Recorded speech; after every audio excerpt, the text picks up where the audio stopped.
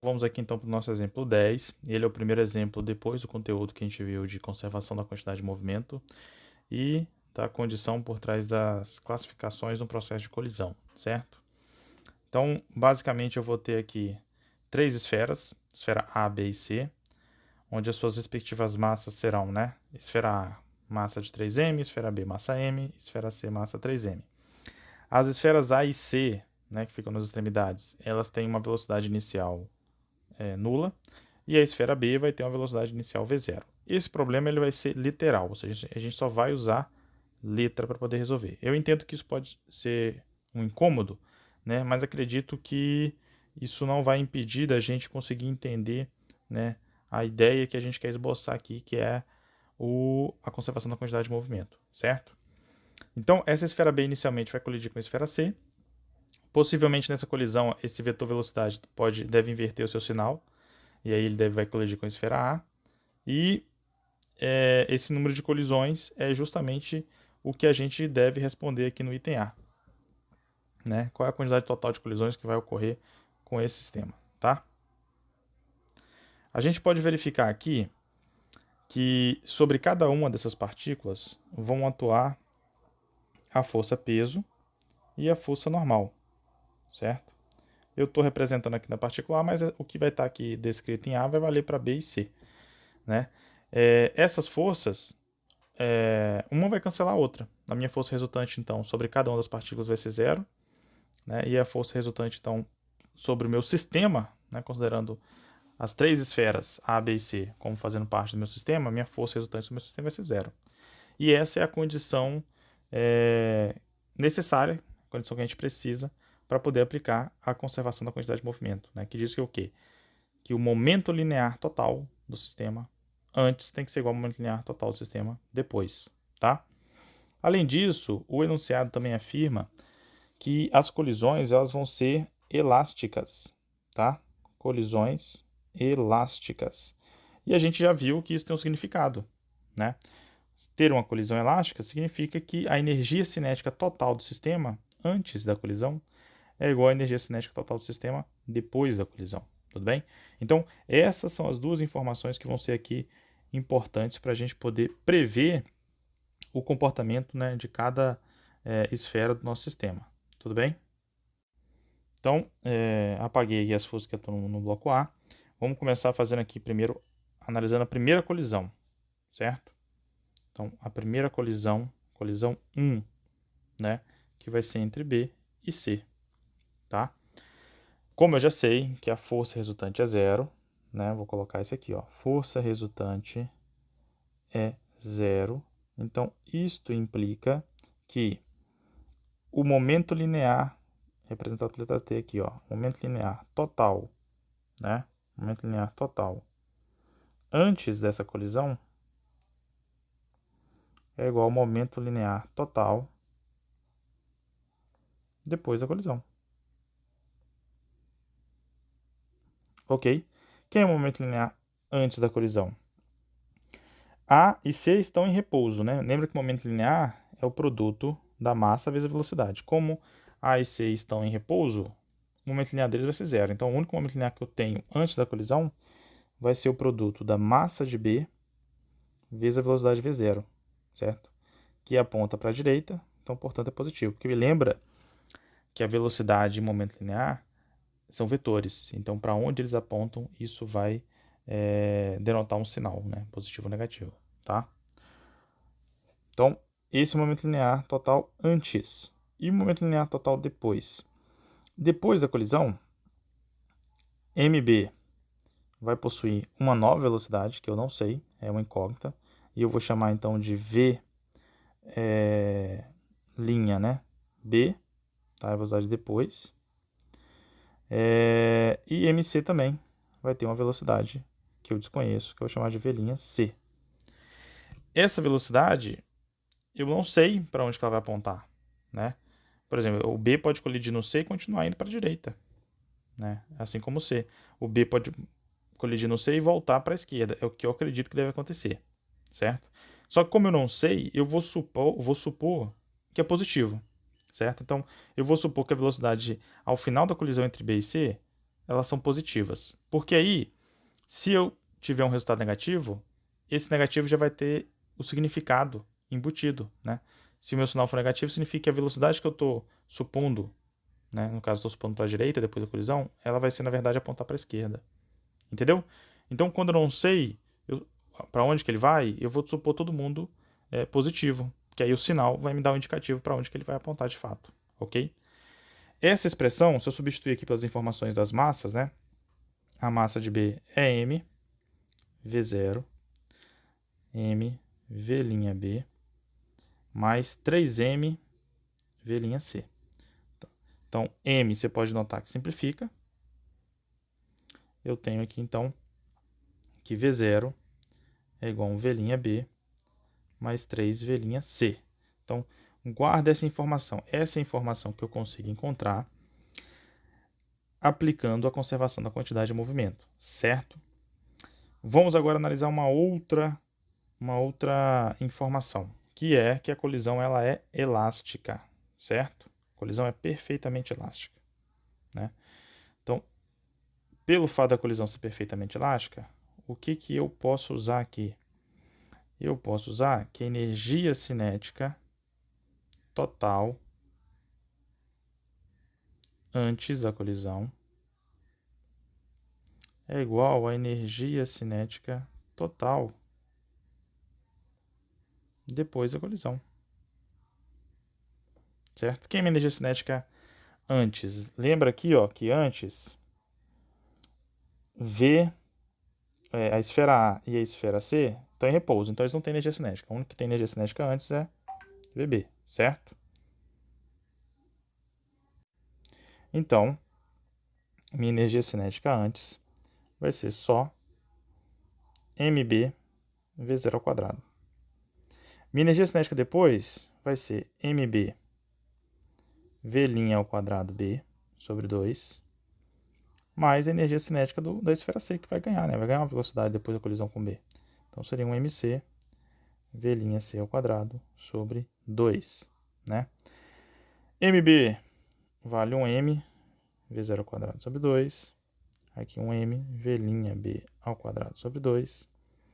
E aqui um 3M V'C ao quadrado sobre 2. Já dá para a gente simplificar aqui alguns termos, né? A massa, o número 2. E a gente verifica aqui, então, que V0 ao quadrado é igual a um V'B ao quadrado mais um V'C ao quadrado. Lembrando que o linha, né, tanto em VB quanto C, denota a velocidade depois da colisão, certo? Então, observe que agora eu tenho um sistema. Eu tenho um sistema com duas equações, certo? E duas incógnitas. Então, essa aqui eu vou chamar de equação 1 e essa aqui eu vou chamar de equação 2, ok? Só corrigindo aqui, né, que tem esse 3 aqui que eu acabei esquecendo de colocar, né? Então, esse é o nosso sistema, então, com duas equações e duas incógnitas. Então, de posse aí dessas equações, vamos montar o nosso sistema e vamos resolver isso aí, certo? Vou colocar aqui, então, ó, vou isolar o V'B na equação 1. Então, meu V'B seria o meu V0 menos 3V'C. E vou substituir essa equação na equação 2 aqui, ó.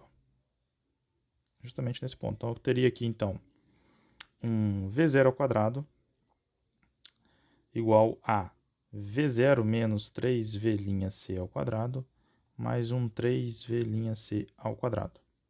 Então, V0 ao quadrado é igual a... vamos resolver o produto notável aqui, né? Ficaria V0 ao quadrado menos 6V0V'C mais um 9V'C ao quadrado mais um 3V'C ao quadrado. Aqui a gente já pode verificar que este termo simplifica com este termo. E ao final conseguimos encontrar aqui, ó, uma equação incompleta do segundo grau, ó, 12V'C ao quadrado menos 6V0V'C, isso igual a zero.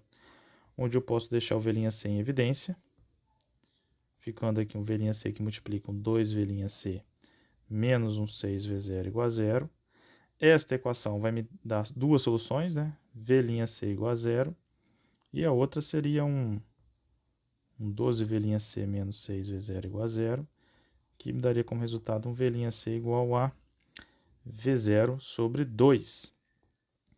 V'(C) igual a 0 é a configuração inicial dele. Né? Então, é antes de colidir, é a velocidade que eu já sei. Não é essa velocidade que eu quero saber a velocidade depois. Certo? Então, minha velocidade depois é V0 sobre 2. Ou seja, depois da colisão entre B e C, a esfera C passa a se movimentar com a velocidade que é metade do valor da esfera B. Certo? E a esfera B, quanto que vai valer? Vamos voltar aqui então. Ó. V'B, que é a velocidade da esfera B após a colisão com C, vai ser um V0 menos um 3, que multiplica o resultado da velocidade de C depois da colisão, que a gente acabou de definir ali, calcular, é V0 sobre 2. Isso aqui, então, vai dar... multiplica e divide todo mundo por 2. Eu vou ter aqui, então, como resultado, menos V0 sobre 2. E como a gente já tinha mais ou menos analisado, a velocidade de B após a colisão deu negativa. Então, ou seja, ele vai voltar. Né? Ele vai agora se deslocar para a esquerda. O que era mais ou menos esperado, porque a gente esperava que ele fosse colidir com a esfera A, né? Uma vez que a pergunta é o número de colisões que acontece ali. Certo? Então, esse é o nosso resultado. Né? Esse é o nosso resultado para a velocidade ao final da colisão. Então, temos uma colisão e a velocidade de B reduz a metade, inverte seu sinal. A velocidade de A era 0, né, e foi para um valor que é metade do valor que tinha a esfera B. Tudo bem? Então, a gente fez essa análise aqui. Tá? Agora, a gente tem que fazer o seguinte. E o que vai acontecer quando ele colidir com a esfera A? Beleza. Então, na colisão 2, né, a gente sabe, então, vamos voltar aqui para a imagem, ó, que a esfera B que está aqui, ela vai colidir com C e vai voltar, certo? Então, esse vetor velocidade aqui, ó, ele vai vir para cá, né? Essa nova colisão, percebe que ela tem as mesmas características da colisão de B com C, né? A massa de A continua sendo 3 vezes maior que a massa de B, certo? E B vai incidir sobre A com a velocidade constante, e A está em repouso, assim como C estava, né? Então, a nova colisão, ela vai guardar as mesmas características, né, que B tinha com relação a C, certo? E qual que é o efeito da colisão de B com C? A velocidade foi reduzida à metade, certo? Então, como ela guarda as mesmas características, só muda aqui um sinal, né? Na hora que você fosse montar a equação, por exemplo, você teria que ter um sinal negativo no V0 aqui, ó. Aqui, por exemplo, ficaria um negativo, tá? Só que o resultado, já adiantando aqui, ele seria igual. Seria o mesmo resultado. Então, eu já posso adiantar aqui que na colisão 2, que é entre A e B, a velocidade final de A vai ser um V0 sobre 4. Né? V0 sobre 4 negativo. E a velocidade final, V, duas linhas B, né, que é a velocidade final após a colisão com A, porque V'(B) é a velocidade final de B após a colisão com C. Seria também positivo, né? O V0 sobre 4. Porque ele guarda as mesmas características, tá? Então, eu vou deixar que você fique encarregado agora de completar esse raciocínio e verificar se aquilo que eu colocando é verídico, tá? Então, vou deixar você para fazer essa conta e aí você constatar isso. E aí, B, então, vai retornar o seu valor, ele vai voltar para a direção positiva. Ele vai chegar a alcançar ele vai chegar a alcançar C para ter uma terceira colisão? Não, porque a velocidade dele é V0 sobre 4, enquanto a velocidade de C, que a gente determinou aqui, ó, é V0 sobre 2. Ou seja, C tem a velocidade 2 vezes maior que B, depois ele colidir com A. Logo, B e C não vão conseguir ter uma nova colisão. E aí a gente cessa as colisões. Então o número total de colisões aqui fica sendo de 2 colisões, certo? Então, a gente conseguiu chegar nesse resultado a partir dessas duas informações, né? Primeira informação é que a força resultante que atua sobre o sistema é zero. Isso implica que eu posso dizer, então, que a quantidade de movimento do meu sistema é conservada, certo? Segunda informação, o sistema ele tem as colisões elas são perfeitamente elásticas, então significa dizer que a energia cinética do meu sistema antes da colisão é igual à energia cinética depois, ok?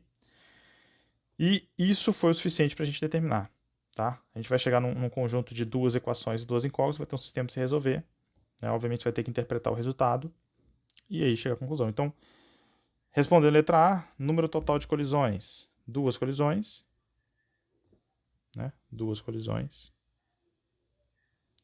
E a velocidade final? Velocidade final de A está dada aqui, ó.